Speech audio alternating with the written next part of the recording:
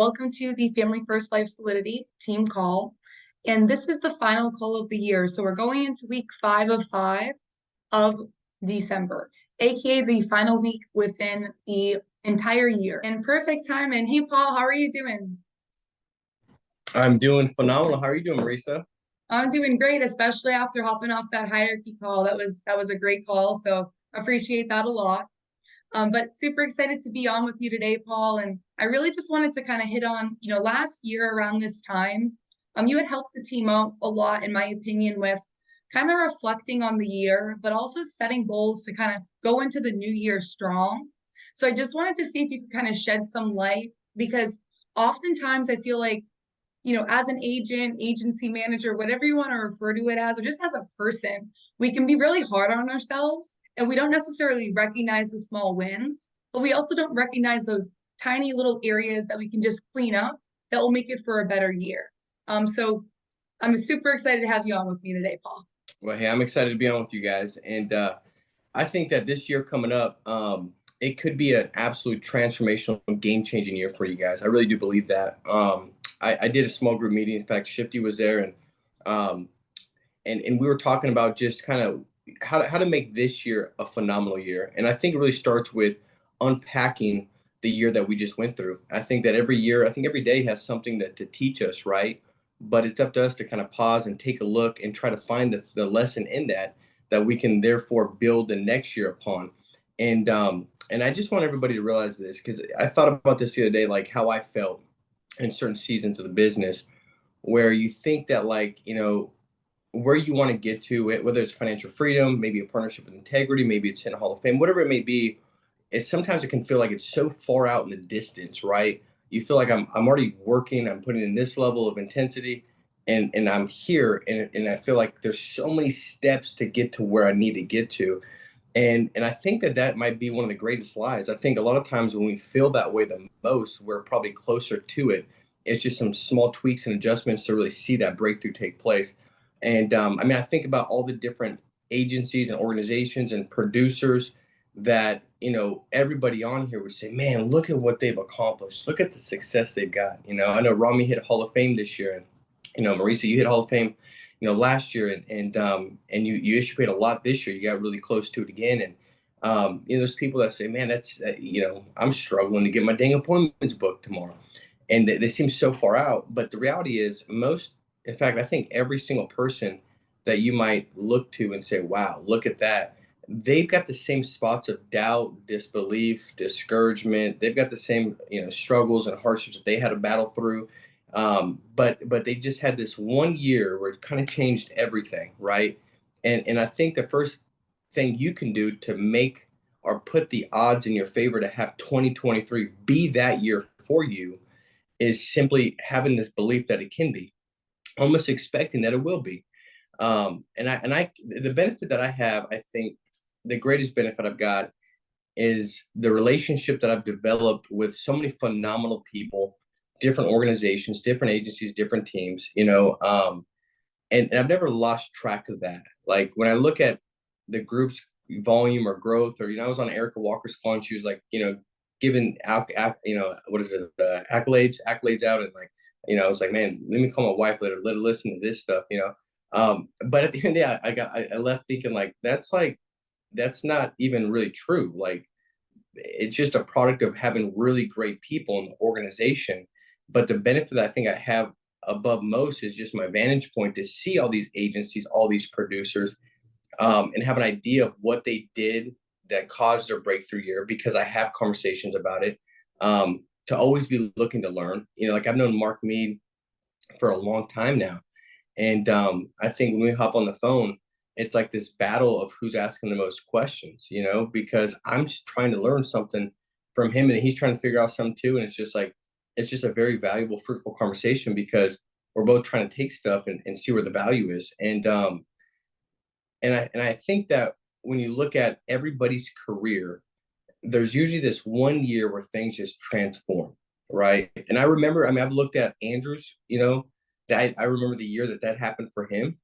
It was a year that leading up to to that point, he was a worker, man. Like he was disciplined. If he said he was going to do something, he would do it. Very competitive, even though by nature he doesn't seem like the like this performer, this competitor. He is like, he hates losing.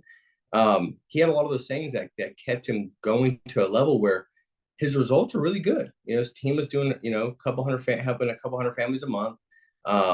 He was helping 20, 30 families a month on his own pen.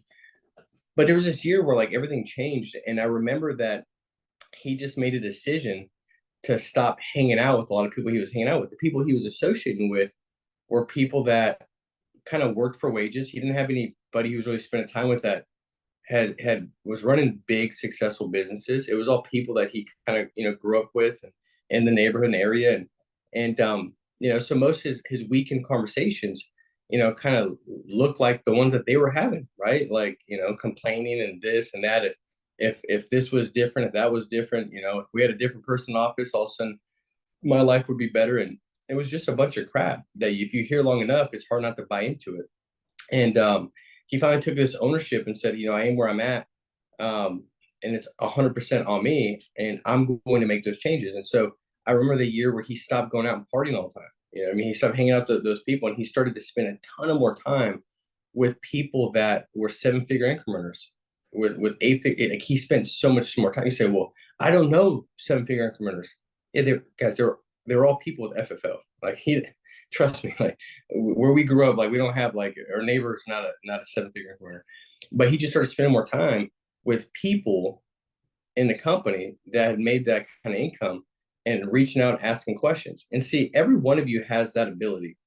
Like, in order for you to go and make this next year a massive year, you have to find some people that can show you the way forward.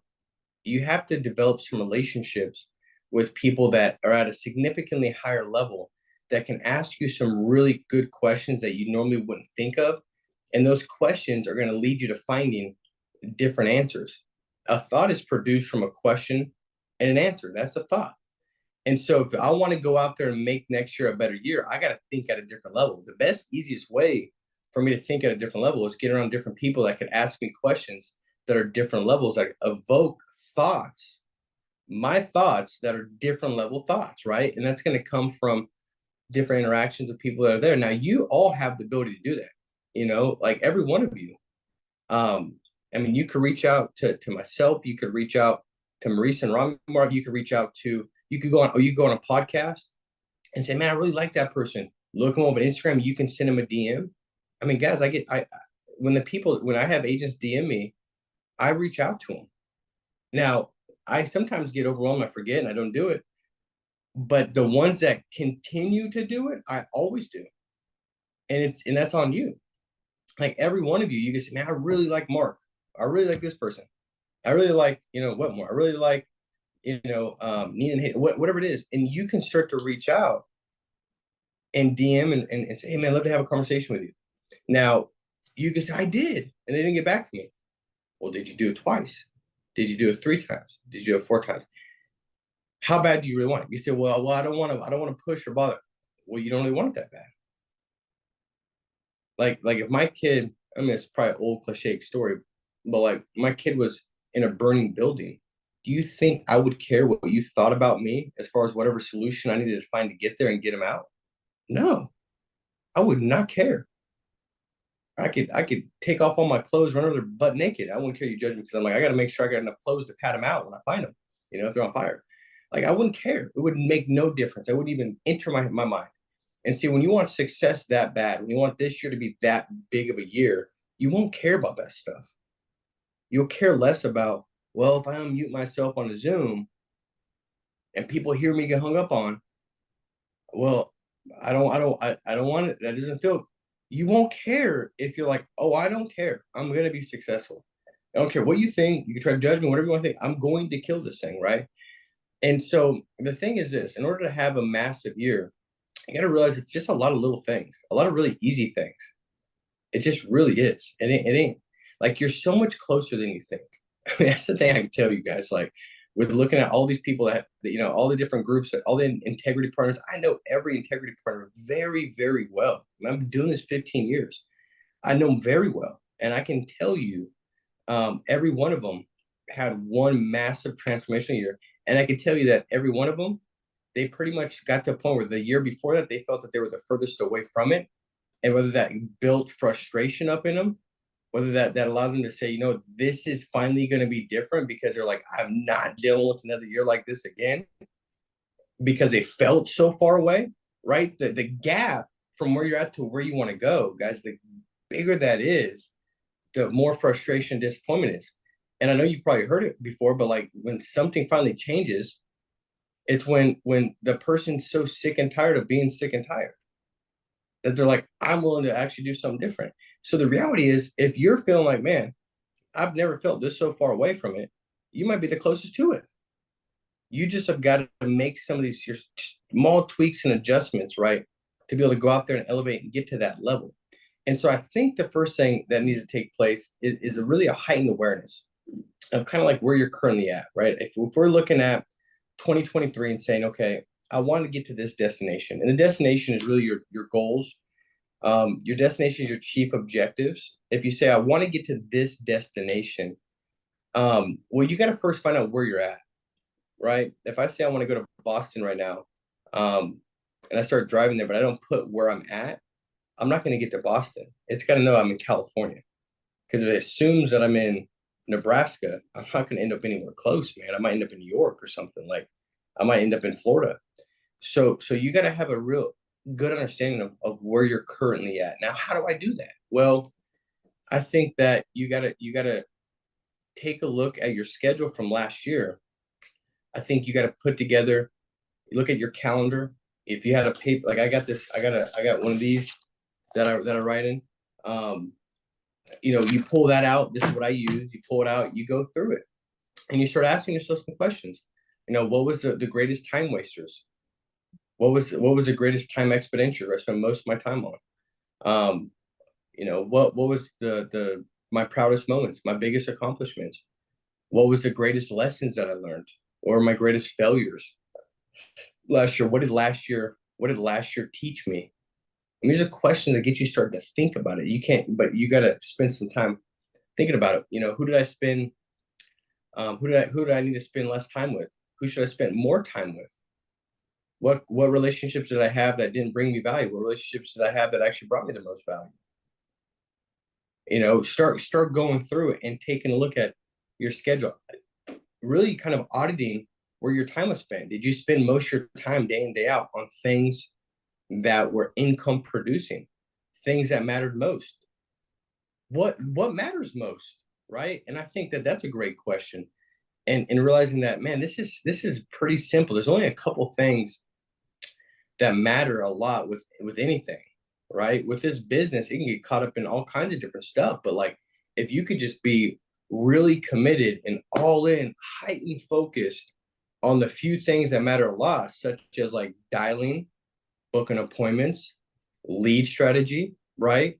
Recruiting, DMing, all these different things. If you can do that and do that with excellence, that's going to make everything else almost unnecessary and unimportant. There's only a few couple things, right? It could be with anything. You could be like with my spouse. Well, I mean, there's not a billion things, just a couple things. Like, how can you show them love and value? You know, how do you communicate? But if you can just like really look at last year, unpack it, ask yourself those questions, it'll kind of give you a good roadmap for the new year, right? You start to identify some things and even beliefs of like things that you held on to in your thought process that limited your belief in being successful. You know, like the thing is this, like if you believe a lie, it'll affect you as if it's true.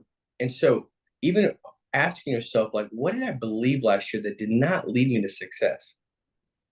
It could be I wasn't good enough, right? I don't know enough. I'm too young. I'm too old. Whatever it is, whatever lie that you bought, if you believe it, it'll affect you as if it's true. I remember, I mean, I got tons of kids, right? So you go to my house, they're everywhere. But one of the this is probably about 2 months ago, right before 9 o'clock at night, like my house just highly dysfunctional. They all start like running around. They get extra loud, like right before they're supposed to go to bed. So it's a complete antithesis of what you're supposed to do as a parent. But I'm trying to learn. They're all freaking out.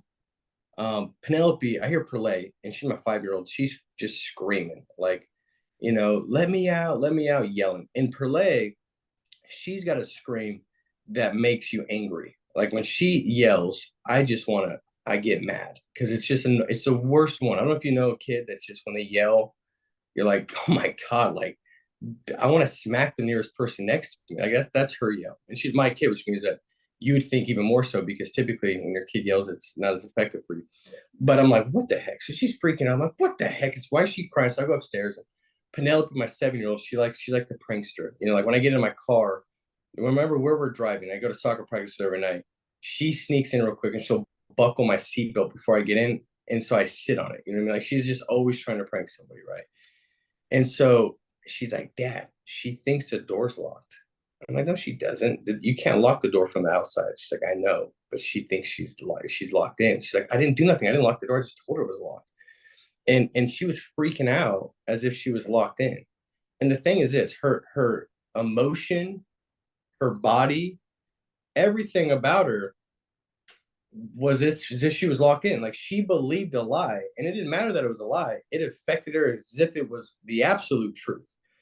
And see, I think you got to identify that for you as well, because there's certain things that they were a lie, but you look at the way you feel, you look at your energy and emotion tied to it, and it's like, it feels real. Well, it's not real. It's a lie.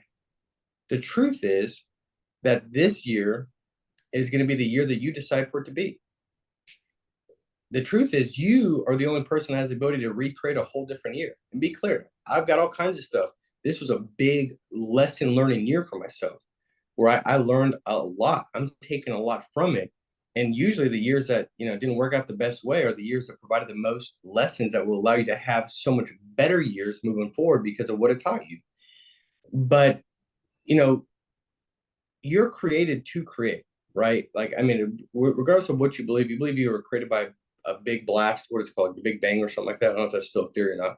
But that's you, that's fine. I'm just saying, like, I believe that I didn't come from a gorilla and that I was created by a creator to create. Now, when we say you were created in his likeness, which means that we're in his likeness. So if he imagined the whole world and then spoke it, you also are creating his image to imagine. So you're the only person, the only creature that can create. Like a silkworm doesn't wake up and saying 2023, I'm not creating silk. I'm gonna do a collie cotton blend. That's what I'm gonna do. I'm gonna do a polycon blend in 2023. I'm changing it up. I'm depressed because I'm sick of silk. Like they don't do that. They just do what they do. It's genetics. It's just instincts, what they do, right? But you are different. You can literally just say whatever from everything that's happened, my behaviors, my disciplines, my habits, my thoughts, whatever. I'm going to do something completely different this year. You have the ability to do that. And by the way, most people weren't just super successful from the time they came out of their mom's womb to now. There was a time where they actually started to identify that as the truth and made small decisions and really recreated themselves in this year, right? They start to create an image and a vision of who they're going to be this year. What I would encourage you to do as you go through and reflect and then take a look at specific goals for this year is not just have goals like what goals, what are you going to accomplish? What kind of production? What kind of team? Okay, good. You should have those. How many families are you going to help for the year? Break that down to the month, break that down to the week, right? Break that down to the day. How many people are you going to recruit? Break it all down. You should have that. You can easily say this many and you could break it down, work it backward and say, this is what I want to have each week, right? That is important. I think it's important to write it down, not just to say, why it's up here. Well, congratulations, Einstein. That doesn't work. If you write it down, you're like 43% more likely to actually have that goal come to pass. That's pretty good. If a goal is important, which everybody say, oh, my goals are really important, whether it's faith, finance, fitness, friends, family, franchise, whatever it is.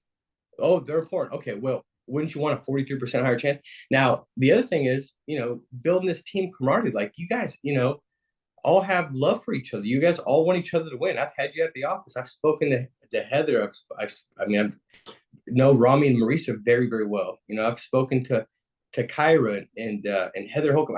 I know a lot of you guys, you want each other to win. You care for each other. You value each other.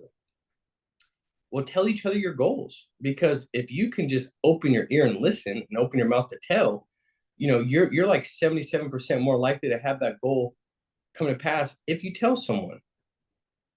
So maybe the next, we find a day before the end of the year to find some time to reflect, then put together some goals. Like, this is what I want to have happen.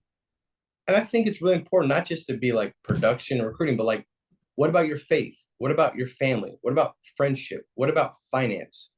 What about, what about those things? Those things matter, right? And they all lead to other things, right? They all bleed into different areas of your life. You don't want to be excellent in one and then terrible in another. That's not going to lead to fulfillment. And listen, I wouldn't be excited if all of a sudden, Heather's out there and she's crazy financially wealthy, but everything else in life sucks. Like, I wouldn't want that. I want you guys to have a fulfilled life in all areas. And so spending some time really looking at it all and then saying, okay, these are my goals. This is the game plan to get there. And then who do I need to be to get there? What does that person look like? You might say, well, God, I lacked discipline last year. Like, I said I was going to do this, but I didn't follow through. Okay. So maybe discipline. You say, man, if I was all in, like really all in, like I just kind of like, I've been tiptoeing with this thing. Like, I've been saying I'm all in, but then if I really looked at my schedule, I missed meetings. I wasn't on all the podcasts. I didn't show up on the webinar. I didn't get to the work spots location. I didn't take notes when I was on podcast. I didn't get to the office first. I didn't stay at the office last. I didn't unmute myself with Zoom. I didn't invest the right amount of resources and leads. Well, man, maybe it wasn't all in. Okay, what is that? Is that what's going to help? Oh yeah, that'll help. Okay, maybe I'm a disciplined, focused, all in leader, and I'm going to take over in 2023. Maybe that's something that you start to declare. I declare this. You start to speak it. Maybe it's important you do it in the morning every morning, so you start to remind yourself of the choices. So when you're tempted, which God, we all are, to not make that dial, to not show up, to not do this, whatever, and we all of a sudden have this different thought that pops up, or different temptation or desire to go do something different, we say, nah, this actually feels more familiar to be disciplined. It actually feels more familiar to be all in, because this is what I've been thinking about. This is who I am. This is where I'm going. And so it's easy to know what to do when you know who you are. So can you put together some of those, right? That'll help you out. Man, I'm going to build a big business. Okay. Or are you going to recruit? Well, what are you going to do to recruit? Are you going to DM people? Are you going to talk to everybody about it? You can talk to your clients about it. Like, if you're all about it, right, then it's what you think about. I'll give you an example. This is so. If I look at all the top producers, top managers that the breakthrough year, or the ones that are just crazy growth right now, they are all in. That's it. Now, what I mean is it's visible. Like, it's what they think about. Like, I'd be lying to you if I said every year the last 15 years I was all in. That's not true. That's not true. I can tell you that the years where I had heightened clarity on why I was doing what I was doing, it was a lot easier. And those were years that I could probably say, those were the years I was all in. The years that I accomplished some things the year before, right? It's like the Rams. They won the Super Bowl, now they suck, right? I don't know if they didn't find enough reasons maybe to hit them. But like the next year, if I didn't have my bag of reasons filled back up, it was a lot easier to not be all in. But when I'm all in, I mean, I'm all in. It's all I think about. I mean, if I got an interaction with my kids, I'm thinking like, how's that applicable to business? How's that analogy? What kind of metaphor is that to me, sitting with client? I mean, like, everything's just, I mean, I remember going to church and like taking notes, and then I look at my notes in the church and it's all about how I tie it to the business. Now, I don't even know if that's right or wrong. I might have to figure it out when I go to heaven, but like, I was like, everything I was listening to in church, I'm like, how does this apply to my business? How does this tie, how does this concept, how does this principle help me sell more, help me recruit more, help me serve my agents more, help build more team unity and camaraderie? Like, everything was like, everything was just like giving me feedback on how, it was tied to the business because it's all I was thinking about. That's how you're going to have a big year, right? It wasn't like what I watched tonight. I'm telling you, like I'm watching podcasts, I'm taking notes, I'm reading, I'm developing, it's nonstop. I'm thinking like, see, the thing is this, guys, and for everybody on here, like you're in an opportunity that like you could become a 7-figure income earner. Like the opportunity you're in absolutely can do that for you. There's no doubt about it.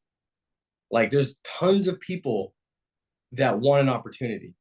I mean, more than 40% of Americans have a side hustle, and that side hustle produces less than $500 a month. Like my in-laws, my father-in-law worked as a gardener at the zoo, LA Zoo. My mother-in-law was a server at Sterenstein, and on the weekends they would mow lawns, and they did it for a decade.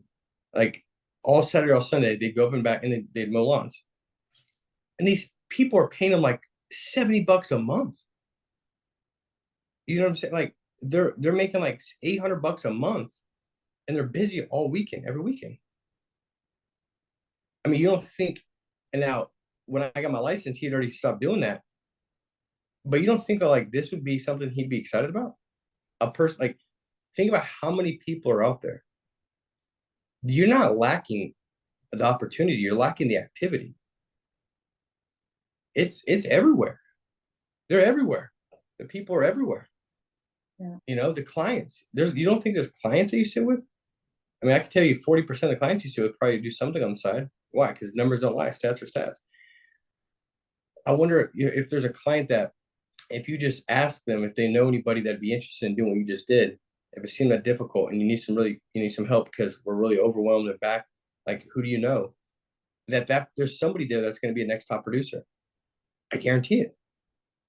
But the goal is just to throw as much seed out as possible, right? And then whatever grows will grow.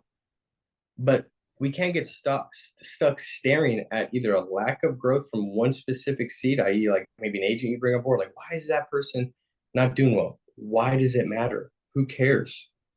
How many seeds did you sow? Why is that agent think like that? Who cares? Don't sign up for that. Just keep moving. Can you just start talking to more people? Can you communicate with more people? Can you cast more seeds, right?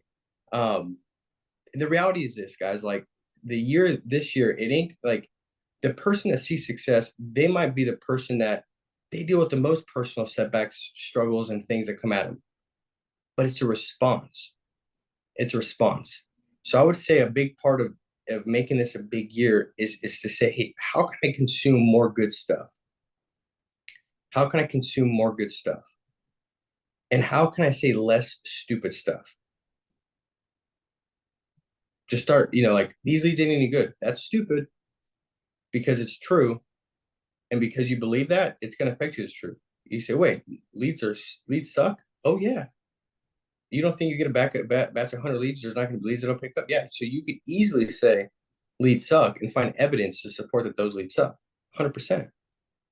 But if you believe that, then do you think you're going to get the most value from the leads? Nope. So for me, I know that all batch leads, they suck and they're all good, right?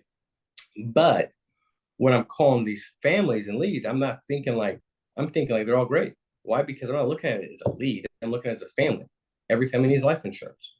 So that's where, like, if somebody says, man, you don't understand though, I'm like, oh, you don't understand. Because I started in 2008 calling mortgage protection leads that were 2 years old and nobody even had the house I was calling to protect. I also called these Social Security leads that said free Social Security benefits will increase it for free your final expenses when you die for 10,000 through Social Security, which is like a complete lie. I don't even know how they're like allowed to send those out. But at my prior company, that's what I worked. And I still helped 30, 40 families every single month because I didn't buy the lie. Now, some agents bought the lie and they got screwed up and it affected them as if it was true. And so I just think that this year, guys, as you go into it, just really kind of do a thought audit each day. I think what you're going to do right now as you prepare for the year, it's something you should do and could do every day, to really just continue to make small tweaks and adjustments. A person that's going to win is a person that takes massive action. They don't think a whole lot, overthink this thing because it's super simple. It's really easy to do these things, but it's easy not to do these things too. And if it's easy not to do these things over a period of time, you'll just be disciplined and habitually not doing these things. But if you could check up every day and ask about yourself, how am I doing? What did I learn? What am I doing wrong? What am I doing right? You can make these tweaks and adjustments. And as you're taking massive action, before you know, you'll look up and you'll be in such a further place than you ever thought you could be in the amount of time that it took you to get there, because it can happen that fast if you make some small tweaks and adjustments. So any questions you got, Marisa or the team? I hope that helps. I've got probably about 5 minutes before I got to hop off, but I hope that's kind of what you guys were looking for. Definitely what I was looking for, and what I think we all kind of needed to hear. And I love how you hit on everything from, like you can reflect on yourself at the end of the year, but also you should be reflecting on yourself and what you're doing each and every day, because you build patterns. Sometimes you build a pattern, we don't even realize we built it. Honestly, Paul, I don't think I've taken more notes on a call than I just did it on this call. So I appreciate it so much. Like Paul said, anybody have any questions quickly for him before he's able to hop off?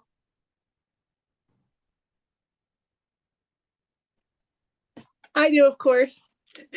Yeah. Hey, Paul. First of all, between Mark, Mead, and you all in one day, we all should be rock stars. Good, you ain't lying. Mark Mead's awesome. Yeah, do appreciate you. And everything you say. Coming the year to the end, you're talking about mindset. In my head, that's what it related to, was mindset.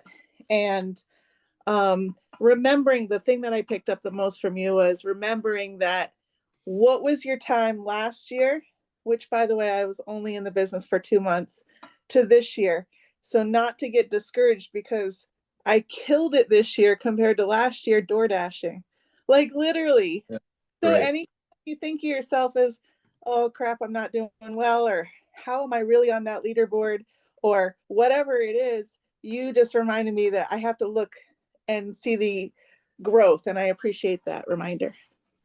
Absolutely. Well, I think it's easy to kind of get caught in a place where we start losing appreciation and perspective, and I think that's why it's important to always kind of to think about and remember where you came from, so that way it gives you the perspective of where you're currently at, because it's easier to move to a new level of success from a state of gratitude, because you're like, man, look where I was at, look where I'm at now, and then forecast where you're going to go and build a faith to get there, than is the other. But we all do it. I mean, I remember being in this business for years, seeing success that I never even thought I could see. If you were to ask me day one, what would success look like, it'd been like making 6 figures.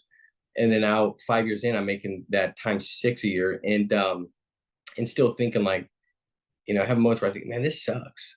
Like dealing with these clients, and then that took place, and almost starting to complain about what I would have been praying about my entire life, right? And then you got to sit, and then the quicker you can kind of adjust that mindset and say, man, thank God that I'm here. Thank God I got this opportunity. I think it does make a big difference. So definitely great point, Heather. But well, guys, I appreciate you having me on, Marisa. I mean, I love this team.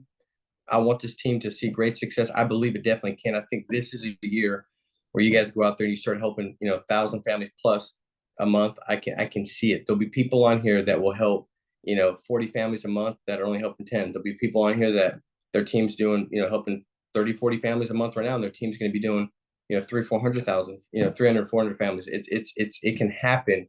And I really see it happening for a lot of you guys. So anything you need, let me know. But I appreciate you guys having me on today. It was my privilege to share with you. Awesome, Paul. Thank you so much for being on and just adding value as you always do. We appreciate you, and Merry Christmas. Thank you. Merry Christmas, guys. Take care.